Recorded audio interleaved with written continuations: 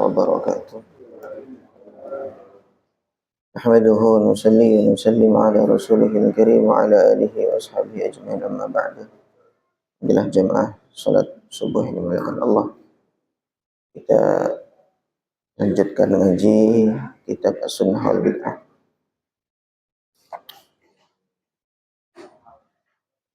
Kita buka majelis kita dengan kirim al-Fatihah terlebih dahulu ke guru-guru kita. La hadratin Nabi Mustafa Muhammad sallallahu alaihi wasallam wa sallam ala hadirin jami'an bi al-mursal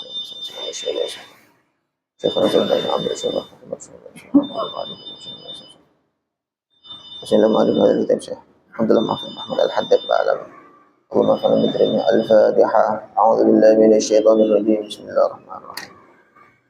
Bismillahirrahmanirrahim. Ar-Rahmanir-Rahim. Maliki yaumiddin. Iyyaka na'budu wa iyyaka nasta'in. Ihdinas siratal mustaqim. Siratal ladzina an'amta 'alaihim ghairil maghdubi 'alaihim waladdallin.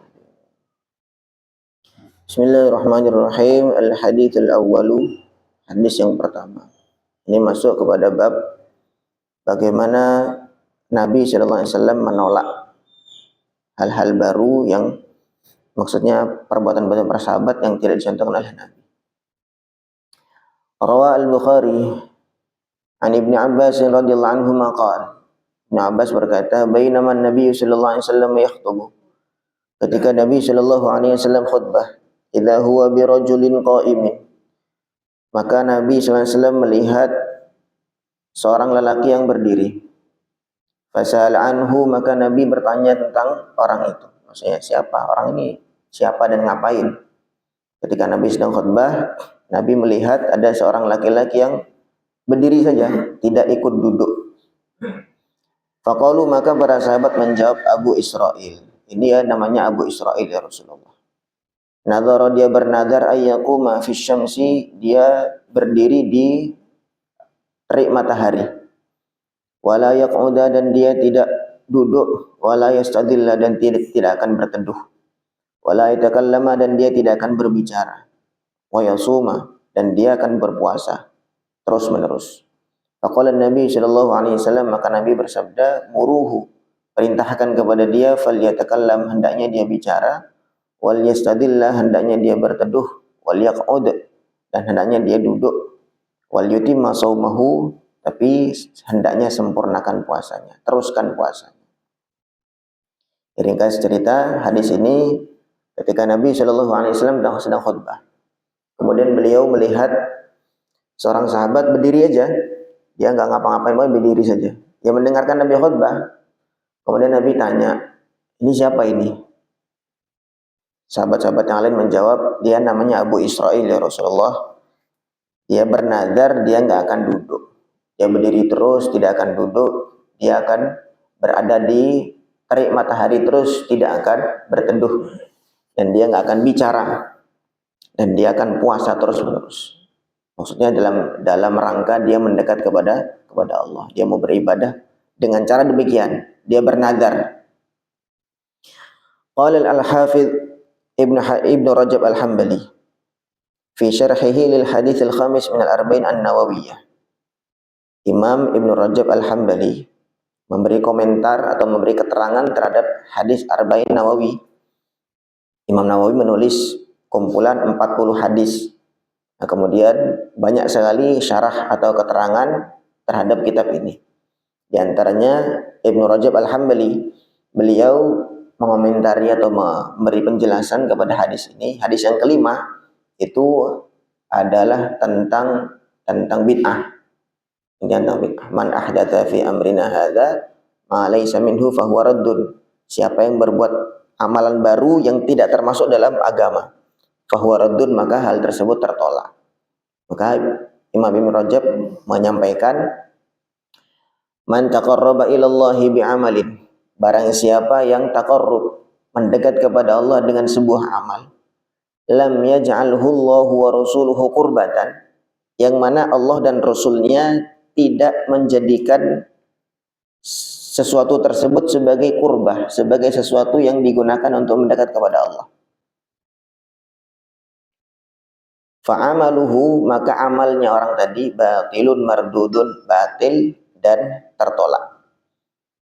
Contohnya kayak tadi, Abu Israil dia dalam rangka qurbah, mendekat kepada Allah, tapi caranya dengan sesuatu yang Allah dan Rasulnya tidak menentukan. Sesuatu tersebut bukan termasuk termasuk sebagai ibadah. Contohnya dia terus-terusan berada dalam terik matahari, nggak mau berteduh. Sedangkan Allah dan Rasulnya tidak menentukan, tidak menyatakan itu sebagai qurbah, sebagai sarana untuk mendekat kepada Allah. Tidak bicara, pokoknya saya nggak mau bicara sama sekali dalam rangka mendekat kepada Allah. Nah, Allah dan Rasulnya itu tidak menjadikan puasa bicara itu sebagai qurbah. Maka orang yang beramal seperti ini, kata Ibnu Rajab Al-Hambali, fa'amaluhu batilun mardud. Ini amalnya batil dan tertolak. Wa laysa kullu ma kana qurbatan fi ibadatin. Dan tidaklah setiap sesuatu kana qurbatan fi ibadatin, dia menjadi qurbah dalam sebuah ibadah, yakunu ibadatan mutlaqan, ya dia tidak menjadi ibadah yang mutlak. Ada sebuah amalan di dalam sebuah satu ibadah, itu dia termasuk ibadah, termasuk qurbah. Contohnya diantaranya ya nggak bicara. Di dalam sholat kan nggak bicara atau nggak boleh bicara. Sebagaimana di dalam sholat nggak boleh berbicara, saya juga di luar sholat nggak akan bicara sama sekali. Tidak bicara di dalam sholat itu sebuah qurbah, karena sebuah syarat di dalam sahnya sholat, kan begitu. Maka adanya tidak bicara dalam sebuah ibadah sholat ini bukan berarti langsung ini bisa diamalkan di luar sholat secara bebas. Begitu maksudnya. Walaysa kullu ma kana qurbatan fi ibadatin yakunu ibadatan mutlaqan. Ini kan tidak bicara ini kan ada di dalam sholat, maka saya nggak akan bicara juga di luar sholat. Gitu. Contohnya begitu. Jadi tidak semua amalan itu termasuk qurbah, termasuk sesuatu yang dijadikan sebagai sarana untuk mendekat kepada Allah dalam sebuah ibadah, itu bisa diamalkan secara bebas, secara mutlak, itu maksudnya. Tentu nanti ini perlu kajian dari para ulama, mana saja itu. Wa qala al-Hafidz fil Fath, Al-Hafidz Ibnu Hajar Al-Asqalani, beliau mengatakan di dalam kitab Fathul Bari syarah Sahih Bukhari, inda dzikril Bukhari li hadits Abi Israil. Ini riwayatnya Imam Bukhari tadi, hadis tentang Abu Israil tadi. Nah, kemudian Ibnu Hajar Al-Asqalani beliau memiliki menulis syarah atau menulis keterangan terhadap kitab Sahih Bukhari tersebut. Nah, dalam hadis ini beliau berkomentar, wa fihi, dalam hadis tersebut, in kana syai'un yata'adza bihil insan, apabila ada sesuatu yang mana seseorang itu merasa sakit, menjadi sakit, walau ma'alan, walaupun sakitnya itu nggak langsung terjadi, nanti, kayak misalkan orang nggak mau berteduh, pokoknya dia panas-panasan terus, walaupun dia tidak sakit dengan seketika, walaupun nanti, tetapi itu kan yata'adza bihil insan, sesuatu yang akan menjadikan manusia jadi sakit. Mimma lam yarid bi masyru'iyyatihi kitabun aw sunnah. Ya, dan itu berupa sesuatu atau sebuah amalan yang kitab dan sunnah atau Al-Quran atau hadis tidak datang dengan mensyariatkan sesuatu tersebut. Kalmasyi hafiyan, contohnya seperti berjalan tanpa alas kaki. Wal julusi fi syamsi, dan juga contohnya seperti duduk terus-menerusan di bawah terik matahari. Laisa huwa min ta'atillah, maka hal tersebut bukan termasuk ketaatan kepada Allah. Fala yan'aqidu bihin nadru, maka tidak sah nazar dengan amalan tersebut. Beliau katakan sesuatu yang yata'adza bihil insan, manusia bisa jadi sakit dengan mengerjakan amalan itu, walau ma'alan, walaupun sakitnya nanti, sakitnya nggak langsung, nggak seketika, tapi itu bisa menyebabkan orang sakit. Nah, kemudian ditambah lagi, walam yarid bimasyru'iyatihi kitabun aw sunnatun. Dalam Al-Quran ataupun hadis tidak ada menjelaskan bahwa amalan itu yang yata'adza bil insan tadi, yang manusia bisa sakit tadi itu dikatakan sebagai amalan yang masyru', yang diizinkan, maka laisa huwa min ta'atillah, itu bukan sebuah ketaatan kepada Allah. Maka tidak sah nazar dengan hal tersebut. Sahnya nazarnya tidak sah. Kayak tadi Abu Israil bernazar, saya tidak akan bicara sama sekali. Maka ini tidak bicara ini di dalam kitab dan sunnah Al-Quran ataupun hadis tidak ditemukan itu, bahwa itu sebuah ibadah, nggak ditemukan. Begitu juga dengan berdiri terus-menerus tanpa duduk, itu lama-lama bisa sakit itu kakinya. Maka ini bukan termasuk ketaatan kepada Allah dan tidak sah nazar dengan hal tersebut. Nazar itu ya, nazar itu nanti pembahasan dalam kitab fikih. Nazar itu hanya sah dengan perkara-perkara yang sunnah atau ya perkara yang sunnah. Nazar itu tidak sah dengan sesuatu yang memang wajib dari sononya, dari aslinya secara masyru' memang dia sudah wajib. Contohnya nazar mau sholat subuh misalnya gitu.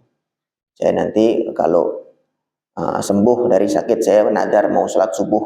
Ya tidak sah itu nazarnya. Karena sholat subuh itu sendiri memang sudah wajib dari awal. Begitu juga nazar tidak sah dengan sesuatu yang mubah. Sesuatu yang mubah itu nggak sah. Contohnya apa? Tidur itu mubah. Saya nazar, kalau lulus CPNS saya mau tidur. Itu tidak sah nazar seperti itu.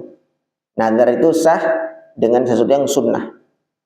Dianjurkan di dalam syariat. Puasa Senin Kamis misalkan, itu dianjurkan di dalam syariat. Kemudian kita nazar, maka yang tadinya puasa itu sunnah berubah menjadi wajib. Akikoh, kemudian udhiyah, potong hewan kurban waktu Idul Adha, sunnah. Kemudian kalau dinazarkan berubah menjadi wajib. Tapi kalau sesuatu itu mubah, makan misalkan, itu sesuatu yang mubah, maka nazar tidak sah dengan hal tersebut. Nah, termasuk di sini sesuatu yang bukan merupakan qurbah, bukan merupakan amalan di dalam agama, kalau dinadarkan ya nggak sah nadarnya. Saya kan sudah nadar, saya nggak akan duduk, saya nggak akan berteduh, saya nggak akan bicara, dan saya akan puasa terus-menerus. Nah, kalau puasa ini masuk dalam syariat, puasa masuk dalam syariat, maka Nabi SAW memerintahkan suruh dia duduk, suruh dia berteduh, suruh dia ngomong lagi, tapi puasanya boleh diteruskan. Jadi Nabi menjelaskan mana yang boleh diamalkan, mana yang tidak boleh. Fa'innahu sallallahu alaihi wasallam, maka Nabi sallallahu alaihi wasallam amara Aba Israil, beliau memerintah kepada Abu Israil bisyam, dengan puasa, duna ghairihi, tidak dengan selain puasa. Jadi ada beberapa nadarnya Abu Israil, kemudian Nabi menyuruh memerintahkan untuk teruskan puasa, tapi yang lain jangan. Wa huwa mahmulun, maka perintah itu dimungkinkan ala annahu la yashukku alaihi, bahwasanya puasa itu tidak berat untuk Abu Israil. Karena Nabi tahu kan, kenal gimana para sahabat, maka Nabi bisa mengukur, oh, sahabat ini kalau puasa masih kuat lah, masih kuat. Maka kemudian Nabi merintahkan untuk teruskan puasa.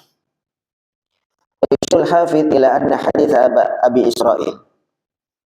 Ibnu Hajar, Al-Hafidh Ibnu Hajar, beliau maksudnya mengisyarahi, memberi isyarat bahwasanya dalam hadis Abu Israil tersebut yufidu annahu nadharas siyam ad-daim.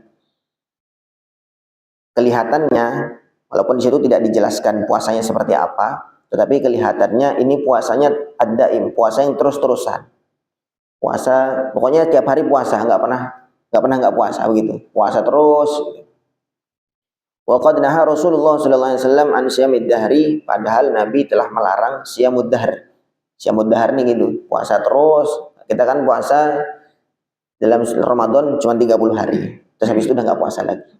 Maksudnya puasa dahar itu maksudnya puasa sepanjang tahun, terus sepanjang tahun puasa terus. Wa annal illah hiyal masyaqqah allati la yuhibbuha ar-rasul li ummatihi. Dan sebabnya kenapa kok Nabi melarang puasa dahar itu, puasa terus-menerus itu kenapa? Ilatnya, sebabnya adalah karena masyaqqah, sebuah keberatan, kesulitan, kepayahan yang Nabi nggak suka kalau umatnya itu merasa kepayahan.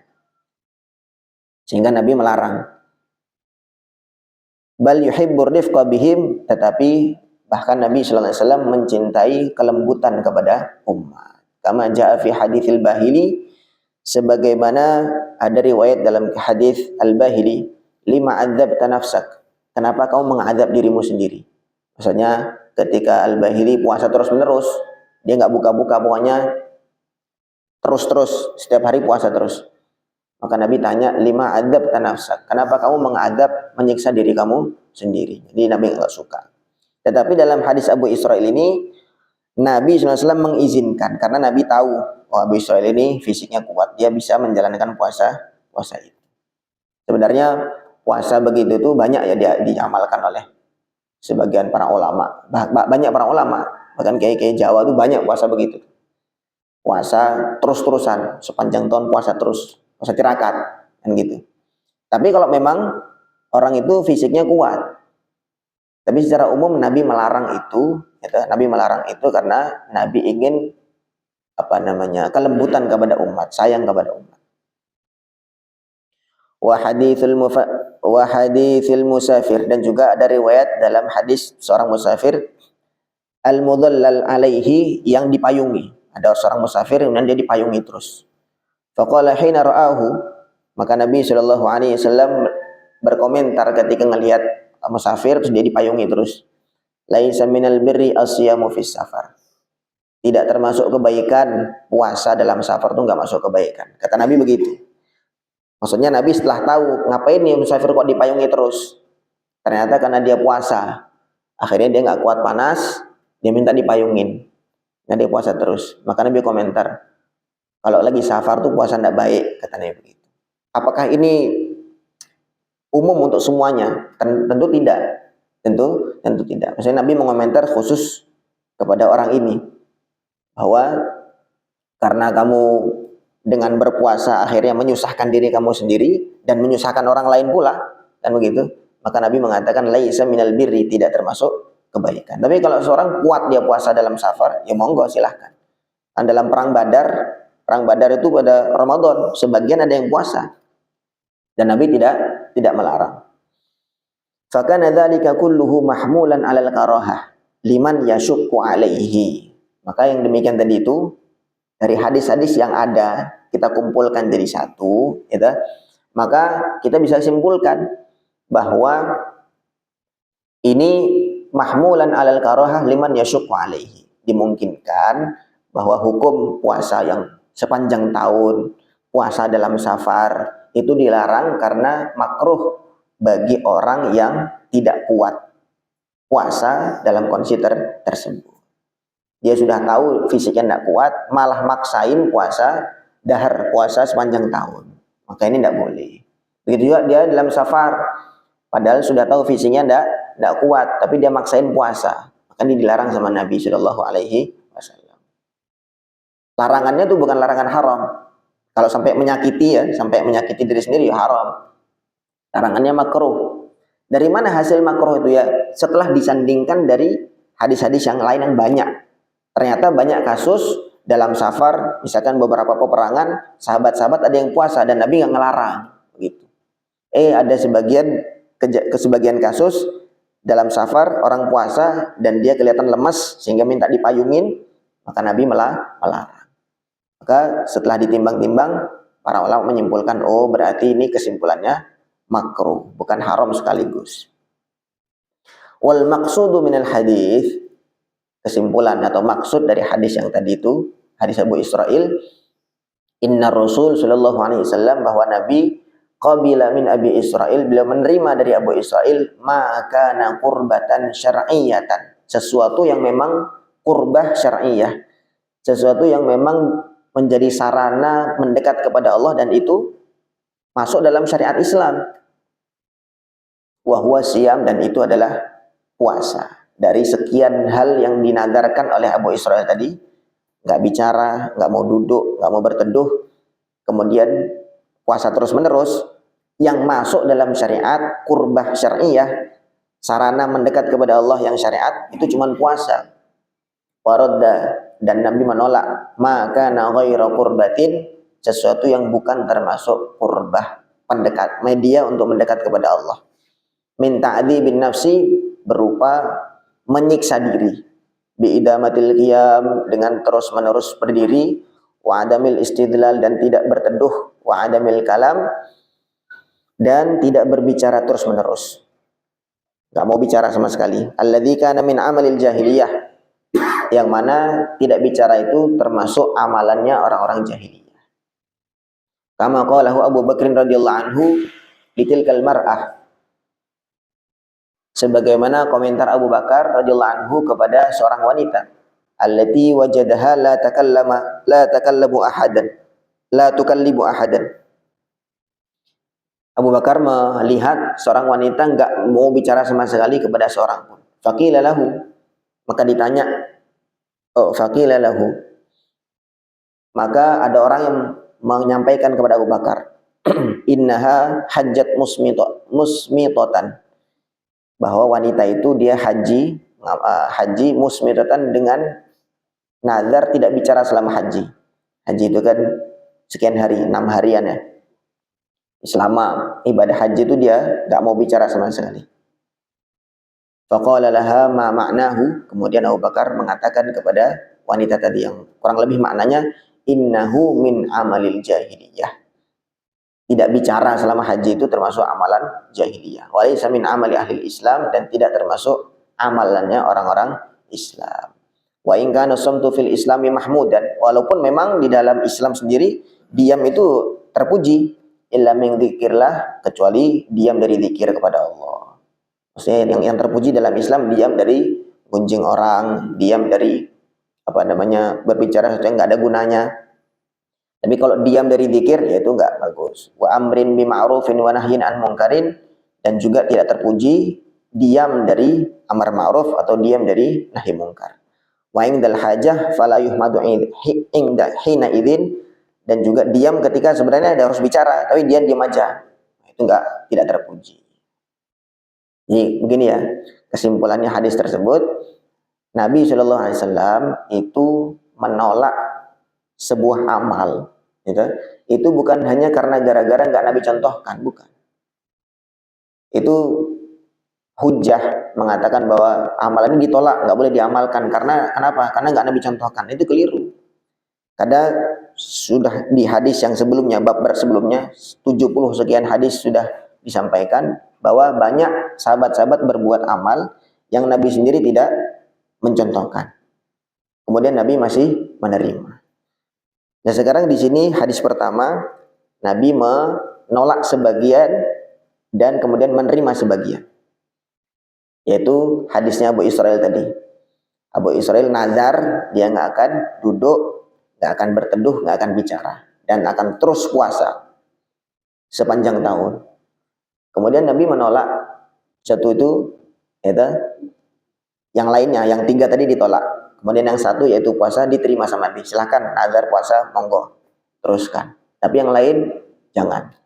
Maksudnya Nabi menyampaikan bahwa penolakan sebuah ibadah, sebuah amal itu dasarnya bukan karena tidak dicontohkan oleh Nabi, tapi kadang-kadang yang pertama karena sesuatu itu tidak masyru', tidak masuk dalam kategori amalannya qurbah syar'iyah, media atau sarana untuk mendekat kepada Allah, dan itu disyariatkan dalam Islam. Atau yang kedua, ketika bertentangan dengan nas-nas Al-Quran ataupun hadis. Begitu.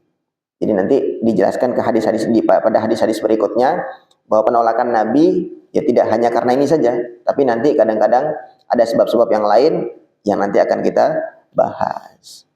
Wallahu a'lam. Jadi tidak sesimpel itu. Begitu kita melihat ada sebuah amalan, oh ini nggak ada contohnya dari Nabi ini, langsung kita tolak. Tidak demikian. Kalau sesuatu itu masih dalam kategori qurbah syar'iyah, masih dalam kategori dianjurkan di dalam syariat, maka boleh diamalkan secara mutlak.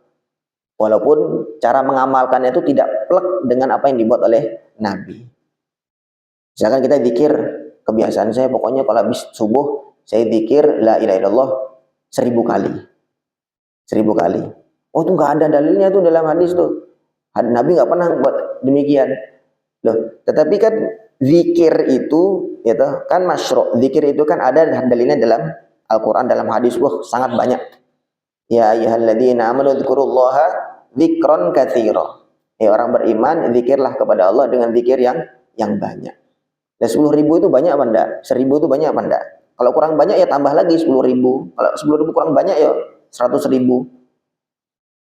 Jadi apa namanya, syariat sudah menganjurkan secara umum. Nah, sekarang kita semampunya berbuat seperti apa. Kalau menurut kita dengan yang punya waktunya cuma sedikit, itu mampunya cuma 100 kali misalkan la ilaha illallah, ya monggo. Itu juga sudah masuk hitungan banyak dalam Al-Qur'an. Ya ayyuhalladzina amanu dzkurullaha dzikran katsira. Zikirlah kepada Allah dengan zikir yang banyak.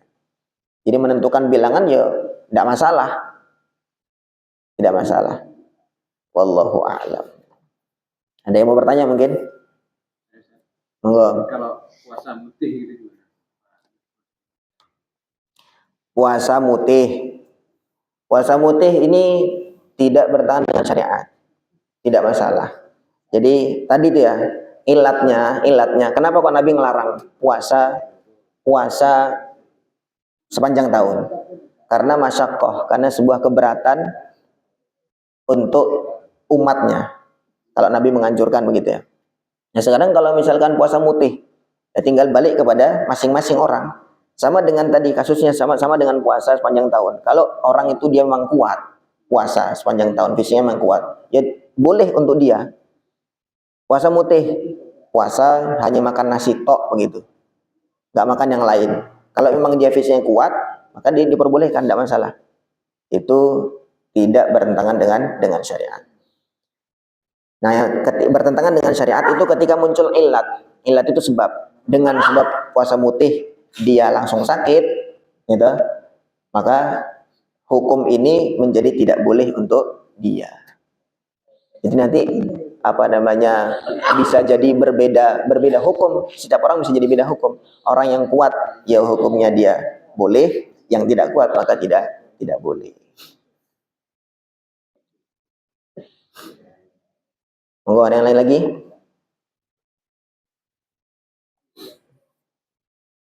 Saya tanya Pak Ustaz. Monggo.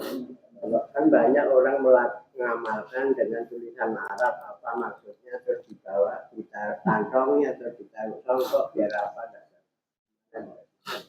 Oke, jimat ya. Jimat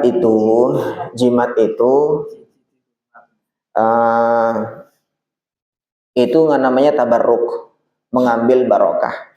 Kalau dia ngambil barokahnya itu dengan cara yang diperbolehkan, maka boleh. Contohnya dengan nulis bismillah misalkan, atau ayat Al-Quran tertentu ditulis, saya niat mengambil barokah dari ayat Al-Quran ini buat penjagaan. Sayyidina Umar itu pernah dapat surat dari seorang raja. Dia mengeluh, saya ini kok sakit kepala terus, pokoknya kepalanya pusing terus. Maka Nabi ngirimkan songkok, peci, itu. Setiap peci itu dipakai, hilang sakit kepalanya, dilepas sakit lagi. Aku penasaran, dibuka, ternyata ada selipan tulisan Bismillahirrahmanirrahim. Itu namanya tabarruk, ngambil barokah. Tetapi tadi itu catatannya, ketika ngambil barokahnya itu dengan cara yang benar. Dengan cara yang benar. Di antara cara yang benar ya yang masyru', misalnya ayat-ayat Al-Quran, itu boleh. Tapi kalau hanya asal tulisan-tulisan Arab yang tanpa kita nggak ngerti maksudnya apa, maka itu lebih baik nggak usah. Gitu. Kadang-kadang ada, kalau misalkan kita ngelihat beberapa ulama punya pengalaman nulis, misalkan kaf ha ya ain shad kifayatuna ha mim ain sin qaf himayatuna, misalkan begitu. Kita nggak ngerti ini apa. Gitu. Kita nggak ngerti ini apa. Lebih baik nggak usah. Nah, ulama tadi karena dia ngerti bahwa berlindung dengan menggunakan ayat Al-Quran itu boleh. A'udzu bikalimatillahi tammati min syarri ma khalaq. Aku berlindung dengan kalimat-kalimat Allah. Dan di antara kalimat Allah yang Al-Qur'an itu. Dan kaf ha ya ain sad juga kalimat-kalimat Quran. Maka boleh saja walaupun kita apa nih enggak ada artinya kaf ha ya ain sad ini alif lam mim enggak ada artinya. Loh, Nabi mengatakan a'udzu bikalimatillahi tammati min syarri ma khalaq. Aku berlindung dengan kalimat-kalimat Allah yang sempurna. Maka enggak masalah gitu. Enggak apa-apa. Kalau kita enggak ngerti, ya enggak usah sudah. Tapi kalau kita tahu oh ini ayat Al-Qur'an, maka tidak masalah, boleh. Jimat itu ya dilihat dulu, jimatnya jimat yang syar'i apa jimat yang tidak syar'i. Ada lagi? Ya sama itu rajah dengan jimatnya sama itu. Rajah dengan jimatnya sama. Cuman apa namanya? Ya pakai jaga rumah, kemudian apa namanya? Dibuat untuk ruqyah itu mirip-mirip saja itu. Cuman jimat itu kan bentuknya buat kalung, dikantongin, diselipin, ditempel segala macam kan.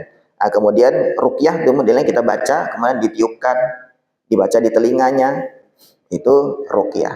Itu mirip-mirip, namanya ngambil barokah dari Al-Qur'an. Masuknya dalam bab tabarruk, masuknya dalam bab ambil barokah.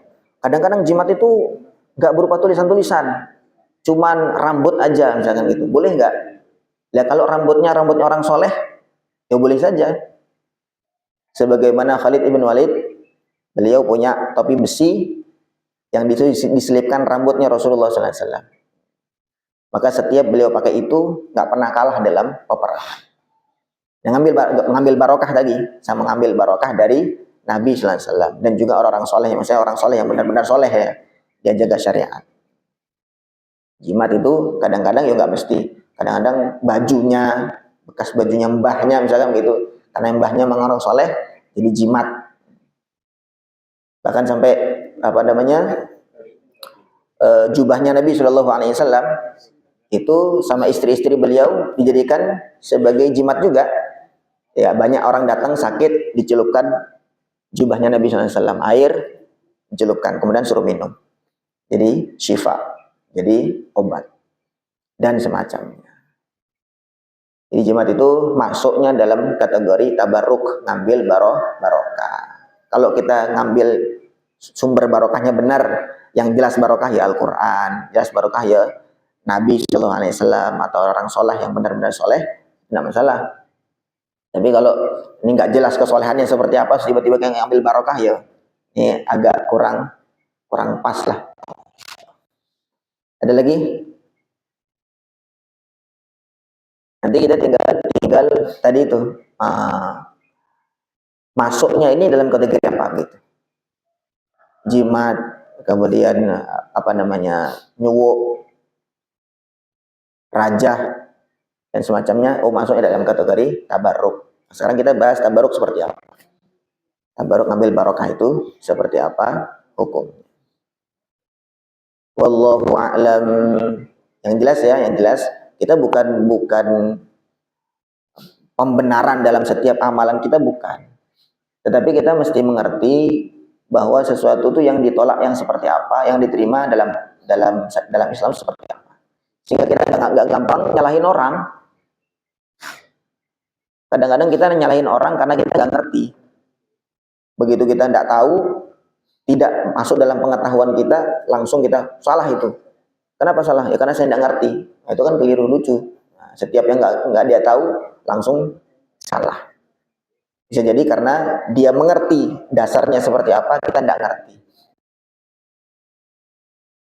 Dalam menyalahkan orang, kita tanya betul kepada orang yang mengerti, para ulama yang paham bagaimana syariat, baru kita ambil kesimpulan.